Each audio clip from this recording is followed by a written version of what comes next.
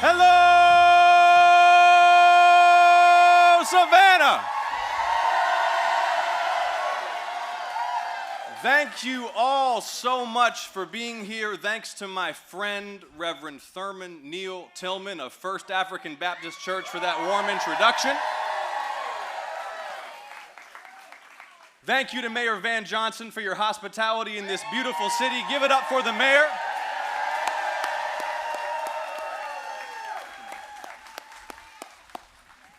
And Savannah, let's hear it again for the next governor of the great state of Georgia, Keisha Lance Bottoms.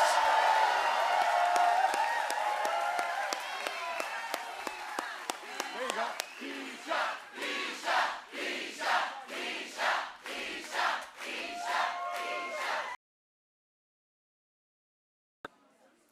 He threw his toys out the stroller and refused to sign the affordable housing bill. Did you see that?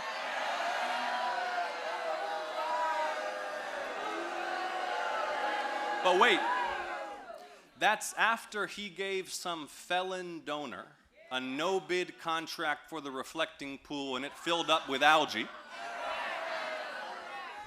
which for some reason required the deployment of the National Guard.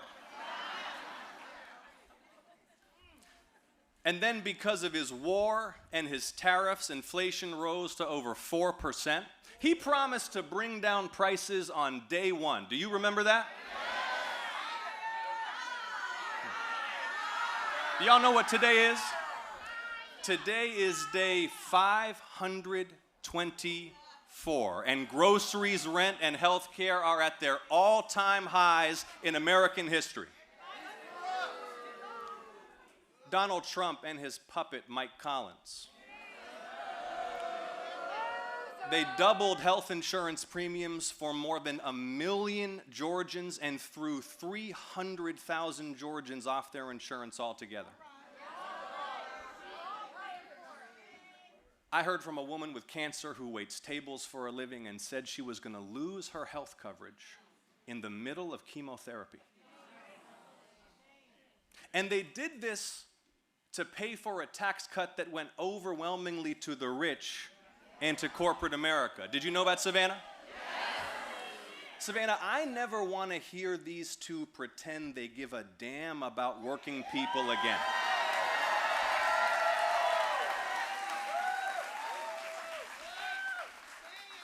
Because while hundreds of thousands of Georgians lose their health care, Mike Collins builds Trump a ballroom. But the reality of the situation is brutal and undeniable, because instead of unconditional surrender, the Iranian regime is emboldened. And instead of destroying Iran's missiles, we burn through years of our own. American facilities across the region were heavily damaged. 13 brave, heroic American service members were killed in action and hundreds more wounded. And after all that, not only are Iran's drones and missiles intact, along with their ability to throttle the global energy supply, Iran also still controls its stockpile of highly enriched uranium. A stockpile it only built after Trump shredded President Obama's Iran deal. Do you remember that? A decade ago, Donald Trump attacked President Obama for lifting some sanctions to secure nuclear inspections and restrictions on Iranian enrichment. This month, Donald Trump was lifting sanctions just to reopen Hormuz. On Wednesday of this last week, he said the war was, quote, done. And then on Thursday, another ship was struck. On Friday, the president was bombing again, and last night, Iran attacked Bahrain. But see, this is what happens when you send your son-in-law, Jared, to cosplay as a diplomat.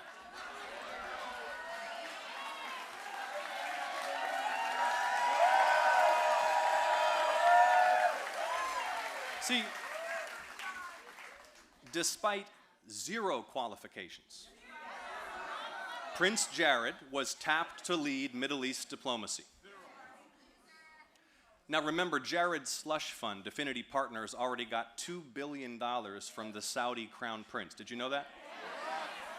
And even now, while negotiating for the United States over Iran and Gaza, he's actively asking Arab princes for billions more. Not for the United States, for his own business.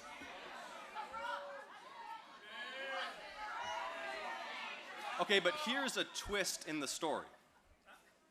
There's this beautiful little island off the Albanian coast called Savannah, and Jared Kushner wants it. So he took his Saudi billions and he decided he and Ivanka would buy the island and build a luxury resort. And then, like clockwork, just a few weeks after Trump wins a second term in the White House, Albania's prime minister grants Jared's company strategic investor status. So permitting and approvals are expedited to help the American prince develop his new island. Now, this island is an Albanian national treasure, some of the last pristine coastline in the Mediterranean. Its waters were a national marine park protected from development until Albania changed the law to let Jared Kushner build his resort. And it turns out, Savannah, that ordinary Albanians are not fans of this arrangement.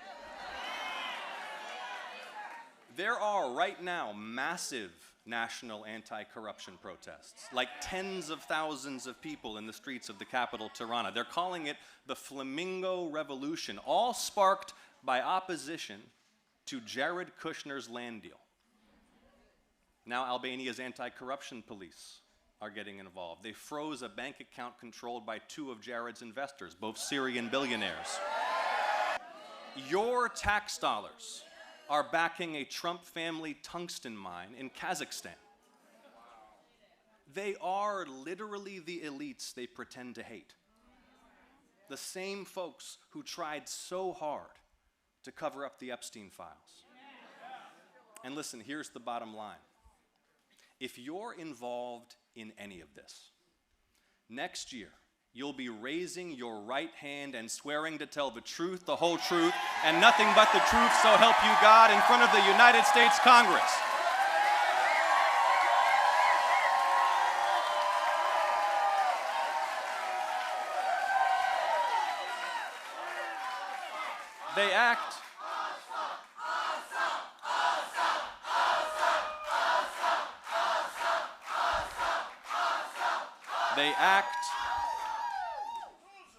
They act like they expect permanent impunity. And it reminds me of my opponent, Congressman Mike Collins. Listen to this. A few years back, this degenerate political staffer named Brandon Phillips had been convicted of multiple crimes in Bibb County for some brutal violence. A few months later, he was arrested again for an armed altercation, and then again a few years later for animal cruelty. This kid was such a mess that he had to resign from the Trump campaign.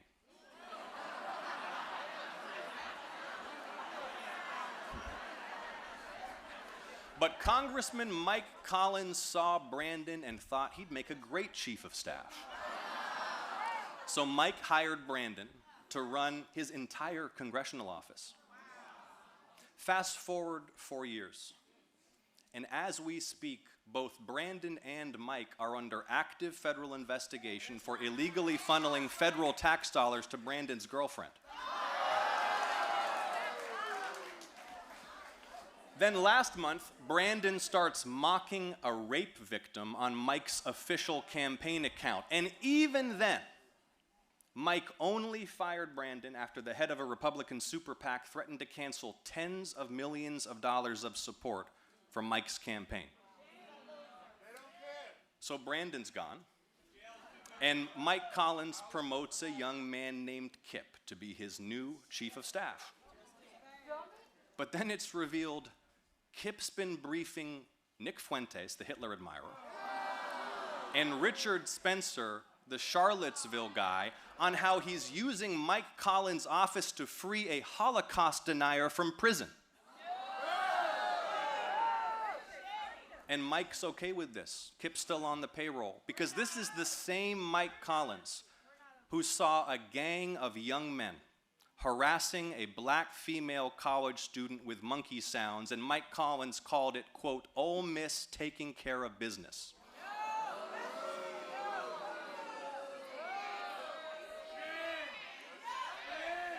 See, there's a reason Brian Kemp worked so hard to stop Mike.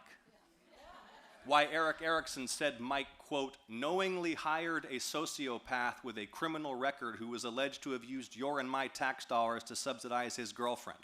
Why conservative radio host Shelley Winter called Mike a bottom feeder. Why Coach Dooley said that Mike's, quote, disgusting behavior does not represent Georgia values or, frankly, any values. There's a reason one of the founders of the Tea Party said just last week, quote, I cannot in good conscience vote for Mike Collins. He is unfit for office. And the reason is that Mike Collins is a bigot and an anti-Semite under federal investigation for the illegal misuse of tax dollars, widely known as a man of poor character who lacks the judgment and integrity to serve in the United States Senate.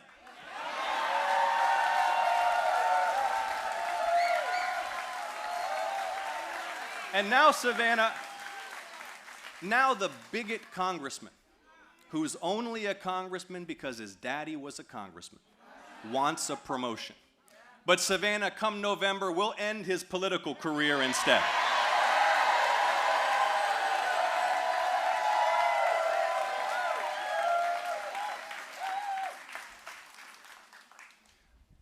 From Jared Kushner to Mike Collins, the Mar-a-Lago Mafia has taken American corruption to spectacular new heights. But corruption in America runs a lot deeper than Donald Trump. American politics is coin-operated. Money goes in, favors come out. Spectacular wealth buys an ever greater share of power over our national affairs, while the mere citizen is treated with contempt. Cynicism sets in amidst a politics of broken promises, unmoored from fixed moral principles and incapable of inspiration or great national achievement. We were promised tax cuts for the rich would bring wealth to the working class. We were promised Iraq had weapons of mass destruction and our forces would be greeted as liberators. We were promised fairness only to see banks bailed out while millions lost homes. Do you remember? We're promised hard work earns wealth and advancement. But for too many, the treadmill gets faster and steeper. Georgians work harder and harder, but the bills get higher and higher. A 60-hour work week still needs SNAP. Santa can't make your little girl's wish come true this year, and that bucket list trip looks off the table for good. And meanwhile, the corporate disrespect is suffocating.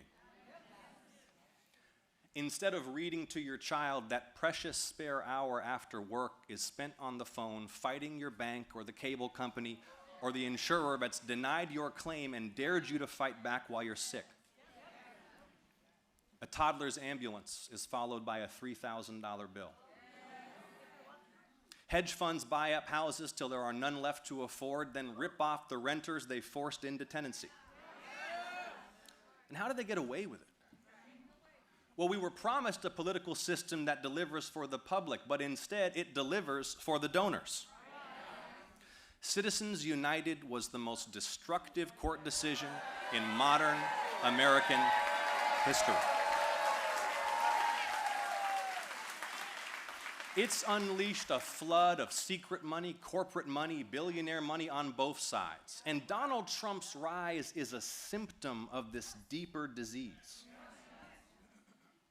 I suspect many of you are here because you recognize that our task is not just to contain his wickedness, but to cure the rot that gave rise to it.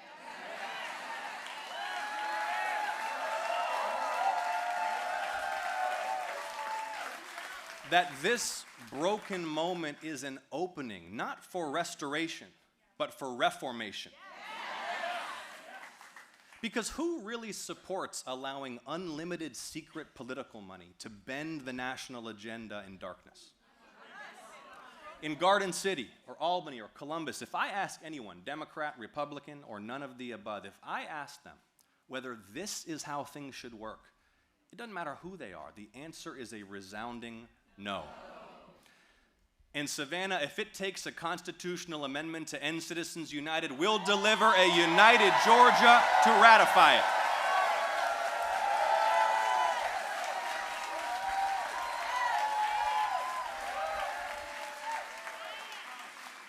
Because all of this has real human consequences. Right here in Georgia, we're in the midst of a healthcare emergency, and our so-called leaders try to numb us to the suffering they've caused. They've continued to block Medicaid expansion while Georgia lost 21 hospitals in 20 years. And then last year, they gutted Medicaid nationally. Just listen to this. 40% of all Georgia kids are covered by Medicaid. 50% of all Georgia births are covered by Medicaid. 70% of all Georgia seniors in nursing homes are covered by Medicaid. Already one labor and delivery unit in Georgia has closed, citing those Medicaid cuts, with more pain coming for hospitals and clinics and nursing homes. So Georgians are getting hit with higher premiums, hundreds of thousands have lost coverage, and hospitals and clinics are losing funding. All this when we already have the second highest uninsured rate in the nation, the third fewest mental health providers, the fourth worst newborn weight at birth. See, the legendary civil rights leader Marion Wright Edelman said, quote, "We don't have a money problem, we have a profound values and priorities problem."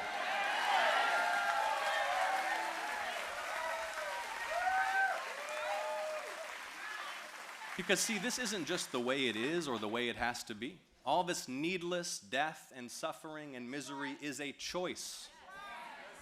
Georgia's leaders have chosen to leave Georgians without insurance and without hospitals. They're down having a stake at the palm, handing out your tax dollars to their donors while women hemorrhage in Georgia labor wards because they didn't get prenatal care. But Savannah, when you elect a Medicaid expanding Governor Bottoms in November, together we can get Georgians covered with great health care.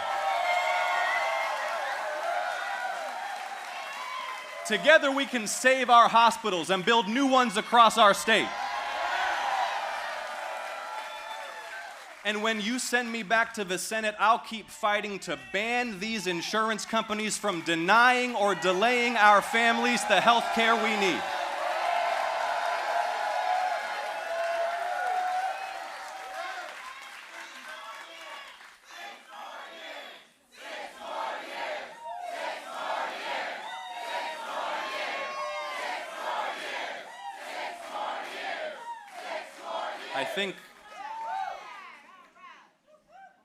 I think every day about Congressman Lewis.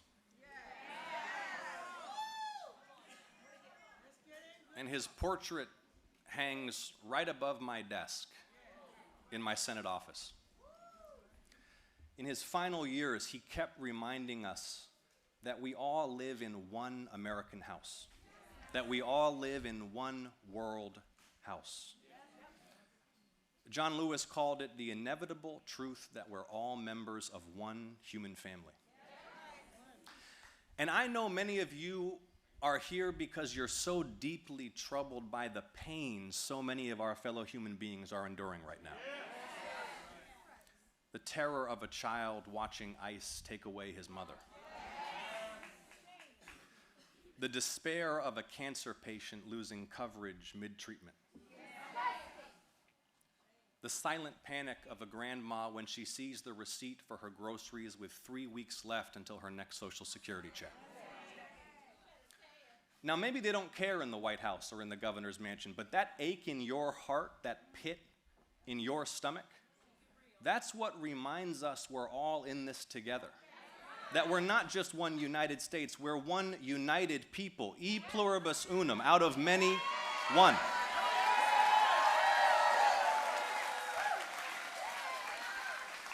that we're bound together by the same great national spirit that passed civil rights laws, that defeated fascism, that landed men on the moon. And see, this is what small men like Donald Trump and Mike Collins will never understand. That our national greatness flows not through our blood or our genes, but through our ideas and through our care for one another. How amazing is it that the most powerful nation on earth proclaims as its core values that all are created equal, with inalienable rights to life, liberty, and the pursuit of happiness, no matter how humble our beginnings, no matter our ancestry, or when we arrived on these shores. Americans aren't a race, we're a people. United not by ethnicity, but by shared convictions, and that is what makes us exceptional and a beacon to the world.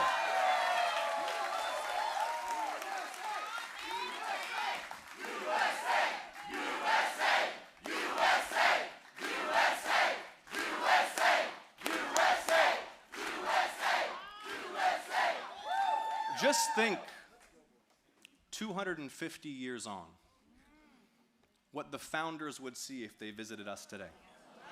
But wait, they would see that slavery had been abolished. They would see that Americans without land, and then women's, and then the descendants of slaves had secured voting rights. They would see that our science and discovery propelled human knowledge to unimaginable heights, and that those 13 colonies had grown into a superpower that defeated the Nazis and communism. They'd see a pluralist democracy, people of all colors descended from every point on earth, stitched together out of many nations into one. But Savannah, he forgets your power. Because not only did their attack on the Capitol fail, it was early that same morning 5 years ago that Georgia shocked the world and sent to the Senate the young Jewish son of an immigrant and a black pastor who holds Dr. King's pulpit at Ebenezer Baptist Church. You did that, Savannah.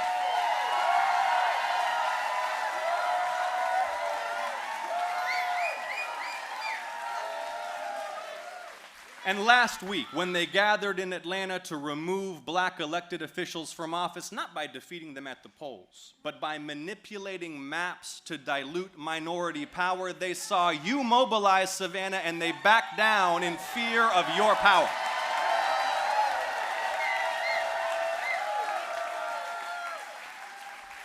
Savannah, a wave is building. The kind of wave that comes once a generation, when people have been pushed too far and they decide all at once, all together, that enough is enough. We have the power not just to restore checks and balances, but to rebuke these abuses of power with such power and decision that no president dares try anything like this again for a century. So, Savannah, let's give them a united Georgia. And let's make sure they hear it all the way down at Mar-a-Lago, that Georgia will bow to no king. The polls open in 4 months, Savannah. Let's get to work. Thank you. God bless you. Thank you so much for coming today.